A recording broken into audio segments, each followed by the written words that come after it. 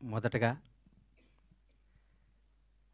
మీ జీవితాలు ఎలా ఉన్నా మీరు అతి సామాన్యమైన జీవితం గడుపుతూ కూడా మీ భార్య బిడ్డల కంటే సినిమా రంగాన్నే మక్కువ చేసుకొని సినిమా రంగమే మా అందరికీ వారధై సారథై మాలో ఎవరికి టాలెంట్ ఉన్నా దాన్ని జనానికి తెలియజేయడానికి కృషి చేస్తూ అహర్నిశలో పనిచేస్తున్న నా పాత్రికేయ మిత్రులందరికీ పాదాభివందనాలు. మీరు చేసే కళామ తల్లి సేవలో మీరు చేసే కష్టంలో మీరు ఫలితం పొంది చాలా తక్కువ, మీరు అనుభవిస్తుంది చాలా తక్కువ. మీ ద్వారా మీరు రాసిన మీ చేతి ద్వారా మీరు రాసి మీ పెన్ను ద్వారా కొన్ని జీవితాలు కొన్ని అద్భుతమైన స్థాయిలోకి తీసుకొచ్చిన మీ అందరికీ మీ రుణం తీర్చుకోలేంది. మీ అందరినీ ప్రతి ఒక్క తెలుగు ఇండస్ట్రీలో ఉన్న ప్రతి ఒక్క టెక్నీషియన్ కానీ ఆర్టిస్ట్ కానీ ప్రతి ఒక్క నిర్మాత కానీ మిమ్మల్ని హృదయాల్లో పెట్టుకొని చూసుకోవాలి. ఎందుకంటే మిమ్మల్ని ప్రేమించడం తప్ప మీకు మేము ఇచ్చి కొనలేము, మీ అభిమానాన్ని మేము పొందలేము, మీ ఆశీస్సులు తప్ప. మీ అందరికీ ఫస్ట్ ఉదయపూర్వక ధన్యవాదాలు తెలియజేస్తున్నాను. ఎందుకంటే దాదాపు 7 సంవత్సరాల తర్వాత సినిమా రంగం మీడియా ద్వారా రావడం జరిగింది. మీడియా రంగంలో నాకు ఎంతో సన్నిహితులు. నేను 32 ఏళ్ల కిందట వినాయకరావు గారు నాకు ఫస్ట్ ఇండస్ట్రీకి వచ్చిన పరిచయం. వినాయకరావు గారు, బాలరెడ్డి గారు, బిఏ రాజు గారు, మోహన్ కోటెడ్డి గారు, జగన్ గారు, ఎందరో, మన భాస్కర్ భట్ల నా స్నేహితుడు, గంగాధర శాస్త్రి గారు, అన్నీ రవి, రకరకాల మంది, ఎంతోమంది ప్రవాహం పడుతూ ఉన్నారు, కొత్త వాళ్ళు వస్తున్నారు. కానీ మీకు అందే తక్కువ, మీరు పడే కష్టం ఎక్కువ. మీ విలువ తీర్చుకోలేంది, మీరు చేసే శ్రమకి వెలకట్టలేంది. మీ అందరికీ హృదయపూర్వక ధన్యవాదాలు. గబ్బర్ సింగ్. నా తల్లిదండ్రులు నాకు జన్మనిస్తే పవర్ స్టార్ పవన్ కళ్యాణ్ ఆయన నాకు బతుకునిచ్చాడు. పవన్ కళ్యాణ్ గారి గురించి ఎంత చెప్పుకున్నా నేను తక్కువే. నేను ఆర్థికంగా ఎంత స్థాయికి వెళ్ళినా కానీ పవన్ కళ్యాణ్ లేకపోతే నాకు ఈ క్రేజు ఈ పేరు ఉండేది కాదు. మామూలుగా చిన్న చిన్న వేషాలు వేస్తూ ఉండి అప్పటికి కూడా ఏ రోజు కూడా బండ్లా గణేష్కి క్యారెక్టర్ కావాలి, ఈ క్యారెక్టర్ బండ్లా గణేష్ అనే స్థాయికి నా జీవితంలో రావటం జరగలేదు. వేషాలు వేయటం జరుగుతూ ఉండేది, రకరకాలు ఉండేది. ఒకనొక టైంలో అప్పుడు అసిస్టెంట్గా ఉన్న మా blockbuster director Harish Shankar గారు కూడా నాకు ఒక చింతకాయల రవి అనే సినిమాలో నన్ను రికమెండ్ చేసి అమెరికా పంపించారు. అప్పటి నుంచి మా సన్నిహిత సంబంధాలు మాకుండే. నన్ను నిర్మాతం చేశారు పవన్ కళ్యాణ్ గారు. ఒకరోజు పిలిచి ఎందుకో అన్నాడు, కానీ నువ్వు సినిమాలు చేస్తావు, నేను నిర్మాత చేస్తాను. నేను షాక్ అయ్యి, నేను నమ్మలేదు. నన్ను నేను నమ్ముకోలేని పరిస్థితిలో కూడా నన్ను నిర్మాత చేస్తే చాలామంది ఆయన అభివృద్ధి కోరుకుని ఆయన సన్నిహితులు కూడా నువ్వేంటే గణేష్ సినిమా చేయటం అంటే కూడా నేను మాట ఇచ్చాను, మాట తప్పను అనేసి నన్ను నిర్మాతం చేసిన పవన్ కళ్యాణ్ గారికి ఈ సందర్భంగా ఇంకొకసారి పాదాభివందనాలు తెలియజేసుకుంటున్నాను. గబ్బర్ సింగ్ ఒక చరిత్ర. ఈరోజు మార్నింగ్ ఎక్కడో వాకింగ్ చేసి బయటకు వస్తుంటే, ఏందన్నా గబ్బర్ సింగ్ రిలీజు అంటున్నావు, టీవీలో వస్తుంది, గొడవ ఉంది, రెండో రిలీజ్కి ఎంత క్రేజ్ అయిందా అని అడిగాడు ఒక ఆయన. నేనన్నా, హిందువులకి భగవద్గీత, ముస్లింలకి ఖురాన్, క్రైస్తవులకి బైబిల్ ఎంత పవిత్రమైందో పవన్ కళ్యాణ్ అభిమానులకు కూడా గబ్బర్ సింగ్ ఎంత పవిత్రమైందిరా బాబు, అది అప్పుడు ఆ చిరస్థాయిగా గుండెల్లో ఉండిపోయేది అని చెప్పాను. దాని గురించి మనం ఏం చేయలేం. ఈ సినిమా అణువణువున ఏ బ్రహ్మ ముహూర్తాన ఆ భగవంతుడు ఈ ముహూర్తాన్ని క్లాప్ కొట్టించాడో కానీ ఏ బ్రహ్మ ముహూర్తం హరీష్ శంకర్ గురించి చెప్పాలి. హరీష్ శంకర్ అనేవాడు జీవితంలో కోపానికి పగకి తేడా ఉంటుంది. కోప్పడేవాడు ఎవడో హానికరదు. కోపం అనేది నీడపాము లాంటిది, అది కరిచిన ప్రమాదం లేదు. పగ అనేది నాగుపాము లాంటిది, కరిస్తే చచ్చిపోతాం. మేమందరం కోప్పడే బ్యాచ్ అది. మేము ఏదన్నా గబగబ మాట్లాడుతుంటాం కానీ మేము ఏది మనసులో పెట్టుకోం. మాకు ఆ క్షణం నా పని అయిపోవాలి, ఆ క్షణం అది అయిపోవాలి. అంతేగాని మాకు కోపమో మాకు ఈగోనో మాకు మాట్లాడటం రాదని మీరు అనుకోవద్దు. మేము చాలా చిన్న స్థాయి నుంచి వచ్చిన వాళ్ళం కాబట్టి, చిన్న కుటుంబాల నుంచి వచ్చిన వాళ్ళం కాబట్టి, ఈ రంగుల ప్రపంచంలో మాకు స్థాయి వచ్చింది కాబట్టి, ఈ రంగుల దాంట్లో మాకు పేరు వచ్చింది కాబట్టి, దీన్ని నిలుపుకునే తాపత్రంలో మేము గబగబా మాట్లాడి కొన్ని తప్పులు చేస్తే దాన్ని మీరు మనసుకు తీసుకొని మమ్మల్ని హర్ట్ చేశాడు, మీ చేతిలో పెన్ అనే ఆయుధంతో మా జీవితాన్ని మీద మచ్చరాయకూడదని మనస్ఫూర్తిగా మీకు కోరుకుంటూ, మీ ఆశీస్సులు ఉండాలని ఆశిస్తూ, మీ అందరి ఆశీస్సులతో మేము పైకి రావాలని ఇంకొకసారి కోరుకుంటున్నాం. ఈ గబ్బర్ సింగ్ అనే సినిమాని అణువణువున ప్రతి అడుగు, ప్రతి మాట, ప్రతి క్షణం, ప్రతి కష్టం హరీష్ శంకర్కే చెందుతుంది. హీరో గారితో అంతకుముందు నేను తీన్మార్ సినిమా తీశా. హీరో గారు ఎవరేం చెప్తే అది చేస్తాడు, పాపం నమ్మితే వదిలేస్తాడు. గబ్బర్ సింగ్ అనే చిత్రాన్ని హరీష్ శంకర్ ఏం చెప్తే అది చేద్దామని ఫస్ట్ డే నాతో చెప్పాడు. బాబు నేను షర్టు గుండీ లిపితే పోలీసు అడిగిపోతాడా అని అడిగాను నేను ఒకరోజు.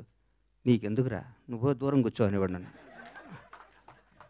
ఆయన ప్రతి ఒక్కటి అంత గొప్ప సినిమా. 12 సంవత్సరాల కెరీర్లో ఆ ప్రయాణంలో ఒక్కొక్కళ్ళు మల్లెపూలు ఇస్తే కొంత తల్లో పెట్టుకుంటే కొంత ఎక్కడో పెట్టుకుంటారు.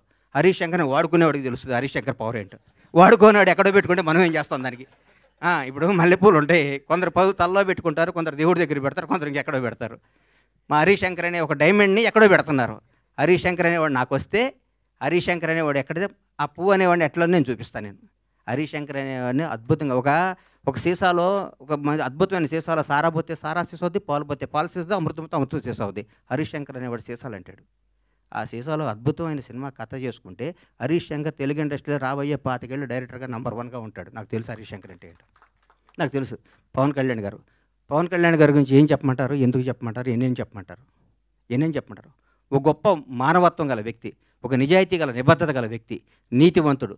తన కోసమే కాదు, తన బిడ్డల కోసమే కాదు, తన బిడ్డల కోసం, తన కుటుంబం కోసం అంటే సంవత్సరానికి ఒక సినిమా చేసుకుంటూ ఎవరిని కలపకుండా 6 నెలలు ఇక్కడ, 6 నెలలు ఫారిన్లో, 6 నెలలు జనానికి కనపడకుండా నెలకు 10 రోజులు షూటింగ్ చేసుకుంటూ సంవత్సరానికి భారతదేశంలో ఏ నటుడు పొందనంత అత్యధిక రెమ్యునేషన్ పొంది కూడా హాయిగా బతకగల కెపాసిటీ ఉన్న పవన్ కళ్యాణ్ ఈరోజు జనం కోసం కుటుంబాన్ని వదిలేసి, పిల్లల్ని వదిలేసి, తన సుఖాలను వదిలేసి, అన్నీ వదిలేసి అహర్నిశలు పోరాడి 10 సంవత్సరాలు, దాదాపు 10 సంవత్సరాల పాటు, 10-12 సంవత్సరాల పాటు ప్రజల కోసం పోరాడి ఈరోజు ఒక స్థాయిలో ఉన్నారు. నేను పూర్తి స్థాయిలో ఉన్నాను నేను చెప్పను, ఎందుకంటే నేను ఆయన ఎక్కడో ఊహించుకున్నాను. అది అవుద్ది, ఆయన రోజు నేను మాట్లాడతా.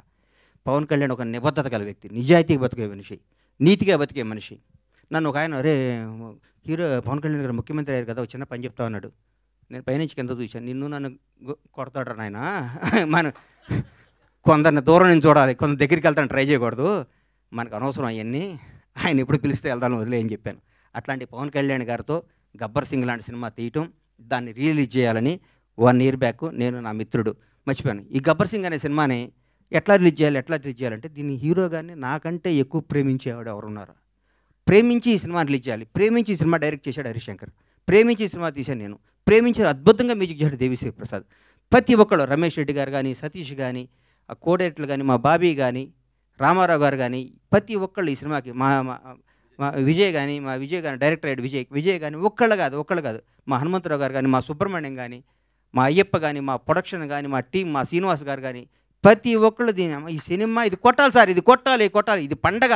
ప్రతిరోజు మా ఇంట్లో ప్రతి షూటింగ్ అంటే పండగ జరిగే షూటింగ్. ఈ షూటింగ్లో హీరో గారు గుర్రం నుంచి పడబోయాడు. ఎక్కడ మన అది ఎవరన్నది గుజరాత్లో. షాక్ అయిపోయాను నేను, కింద పడితే ప్రాణం పోయేది. ఆ రోజు పవన్ కళ్యాణ్ గారికి ప్రాణం పోయేది. మాకు తెలియదు ఆ గుర్రం మా మాట ఏంటదని. డైరెక్టర్ ఉన్నాడు, నేనున్నాను, గుండె ఆగిపోయింది.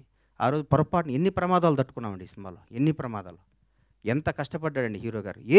డైరెక్టర్ ఏం చెప్తే చేయమన్నాడు, ఏం చెప్తే చేశాడు. ఏం జనం దీనికి బ్రహ్మరథం పట్టారు. పవన్ కళ్యాణ్లో కడుపు నిండా ఒకే రోజు బిర్యానీ, చికెన్ బిర్యానీ, మటన్ బిర్యానీ అన్ని కలుపుకొని కడుపు నిండా నిద్రపోయిన ఈ సినిమాని ఈ విధంగా రిలీజ్ చేయటం నా అదృష్టం. మా సత్యనారాయణ గారికి, ఈ సత్యనారాయణ గారిని ఎందుకు ఎన్నుకున్నానంటే, జనసేన నాయకుడు ఆయన. పవన్ కళ్యాణ్ గారిని నాకంటే ఎక్కువ అభిమానించేవాడు, పవన్ కళ్యాణ్ గారిని నాకంటే ఎక్కువ ఉన్నత స్థాయిలో చూడడానికి గొడవ కూడా చేసేవాడు. అట్లాంటి ఆయన చేతిలో ఈ సినిమా పెడితే అద్భుతంగా ఉంటుంది. ఈ సినిమాని ప్రతి ఒక్కరూ ఈరోజు రిలీజ్ అయిందనే విధంగా చూసే విధంగా ఈరోజు ఇంత క్రేజ్ రావటం అంటే, గబ్బర్ సింగ్ రిలీజ్ అప్పుడు ఎన్ని ఫోన్లు వచ్చినా అన్ని ఫోన్లు వస్తాయి, నాకు టికెట్లు అని. నేను థియేటర్లకు ఫోన్ చేసిన టికెట్లు, సార్ ఇది సెకండ్ రిలీజ్ అని మేము ఆల్రెడీ అన్ని పెట్టేస్తే మొత్తం అయిపోయినాయి సార్, మాకే టికెట్లు లేవు అంటున్నారు వాళ్ళు. నేనేం చెప్పాలి, నాకు అర్థం కావట్లేదు. థియేటర్లు పెంచుతున్నాం, అద్భుతంగా చేస్తున్నాం. ఇది సినిమాని ఇంకొకళ్ళు రిలీజ్ చేయాలంటే కూడా గబ్బర్ సింగ్ అంత కలెక్షన్ రావాలని అనుకొని రిలీజ్ చేసే స్థాయిలో ఉంటుంది ఈ సినిమా రిలీజ్. ఏ సినిమా రిలీజ్ గబ్బర్ సింగ్లా కలెక్ట్ చేస్తండి అని ఏ సినిమా అయినా ఈరోజు తెలుగు సినిమా రంగం, భారతదేశంలో తెలుగు సినిమా రంగం వైపు చూస్తున్నారు. ఒకప్పుడు బాంబే అనేవాళ్ళు, తమిళనాడు, చెన్నై ఎట్లా అనేవాళ్ళు. ఈరోజు ఇండియన్ మొత్తం, ఒక రాజమౌళి, ఒక సుకుమార్, ఎంతోమంది, ఒక మన నాగశ్విన్, అద్భుతమైన డైరెక్టర్లు మన ఇక్కడి నుంచి వెళ్తున్న. భారతదేశం మొత్తం తెలుగు వాడిని చూసి తెలుగు నిర్మాత, తెలుగు డైరెక్టర్, తెలుగు యాక్టర్ని గర్వంగా చూస్తున్న స్థాయికి వస్తే, ఈ రంగంలో నేను 7 సంవత్సరాల సినిమా తీయడం చాలా బాధ అనిపిస్తుంది. నేను తప్పు చేశాను, నన్ను క్షమించాలి. నేను సినిమాలు తీస్తా, నేను సినిమాల్లోనే పుట్టాను, సినిమాల్లోనే ఉంటాను. సినిమానే నా వ్యాపకం, సినిమానే నా జీవితం, సినిమానే నా ఆశ. బ్లాక్ బాస్టర్ల సినిమాలు తీస్తా, బ్లాక్ బాస్టర్స్.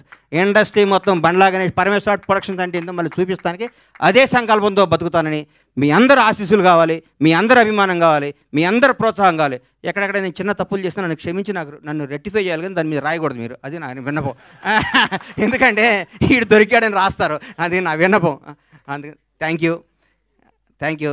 ఈ సినిమాను ఆదరించి మళ్ళీ ఈ సినిమాకు వచ్చే కలెక్షన్స్ బిత్తరపోయే విధంగా ఉండాలని మనస్ఫూర్తిగా కోరుకుంటూ, ముఖ్యంగా పవర్ స్టార్ అభిమానులకి మనందరికీ నేను చెప్తున్నా, ఇంతకుముందు పవర్ స్టార్ పవన్ కళ్యాణ్ గారు మనం ఏం చేసినా పవన్ కళ్యాణ్ అభిమాని ఎగిరినా ఒక న్యూసే, తగ్గిన న్యూసే. ఇప్పుడు నేను చెప్తున్నా, గౌరవ ఆంధ్రప్రదేశ్ రాష్ట్ర ఉప ముఖ్యమంత్రి, జనసేన నాయకుడు, ఈరోజు భారతదేశాన్ని పరిపాలిస్తున్న ప్రభుత్వంలో ఒక కీలక పాత్ర పోషిస్తున్న మహోన్నత వ్యక్తి. మనం థియేటర్లో చాలామంది థియేటర్లు ఎందుకు ఇవ్వట్లేదు అంటే, బాబోయ్ మీ పవన్ కళ్యాణ్ ఫ్యాన్స్ మా సీట్లు ఎరగొడతారంటున్నారు. మీ అందరికీ చెప్తున్నాం సార్, ఎగ్జిబిటర్స్ అందరికీ, మా పవన్ కళ్యాణ్ ఫ్యాన్స్ ఇంతకు ముందు కాదు, క్రమశిక్షణ గల వాళ్ళు, మీ సీట్లు ఎరగొట్టరు, ఆనందం తెలియజేసుకుంటారు, మీకు ఏ నష్టం చేయరు. దయచేసి మాకు థియేటర్లు ఇవ్వండి. దయచేసి చేతులెత్తి నమస్కరిస్తున్న ఎగ్జిబిటర్స్ అందరికీ థియేటర్స్ ఇవ్వండి. పవన్ కళ్యాణ్ ప్రతి ఒక్క అభిమాని సెప్టెంబర్ 2వ తారీఖు నాడు ఉదయాన్నే గుడికి వెళ్తాడు, 11 థియేటర్కి వెళ్తాడు. ఇది కన్ఫర్మ్. గుడికి వెళ్ళి పవన్ కళ్యాణ్ 100 ఏళ్ళు బతకాలనుకుంటారు, థియేటర్కి వచ్చి పవన్ కళ్యాణ్ ఉత్సవాలు చూసుకుంటారు. ఈ రెండింటిని మాత్రం మీరు మమ్మల్ని నిరుత్సాహపరచొద్దు. దయచేసి ఆంధ్రప్రదేశ్లో ఉన్న తెలుగు రాష్ట్రాల్లో ఉన్న ప్రతి ఎగ్జిబిటర్కి చేతులెత్తి నమస్కరిస్తే రిక్వెస్ట్ చేస్తున్నా, థియేటర్ ఇవ్వండి. మీ థియేటర్ పవన్ కళ్యాణ్ ఫ్యాన్స్ తరపున, పవన్ కళ్యాణ్ అభిమానుల తరపున, ఒక అభిమానిగా, పవన్ కళ్యాణ్ భక్తుడుగా నేను మీ అందరికీ మాటిస్తున్నాను, మా వాళ్ళు థియేటర్లు ఎరగొట్టరు, థియేటర్లు ఆగం చేయరు. పవన్ కళ్యాణ్ మనుషులు అండి మేము. మా బాస్ ఇలా ఆంధ్రప్రదేశ్ రాష్ట్ర ఉప ముఖ్యమంత్రి, జనసేన అధ్యక్షుడు, ఇంతకుముందు పవర్ స్టార్ కాదు. మేము మా దేవుడి కోసం మీకు ఏ హాని తలపెట్టం, మేము అభిమానించుకుంటాం. ఈ గబ్బర్ సింగ్ సినిమా తీస్తే మాకు దైవ దర్శనం జరిగినట్టు, కాబట్టి మా దైవ దర్శనానికి మీరు ఆటంకం కలిగించొద్దని రిక్వెస్ట్ చేస్తున్నాం.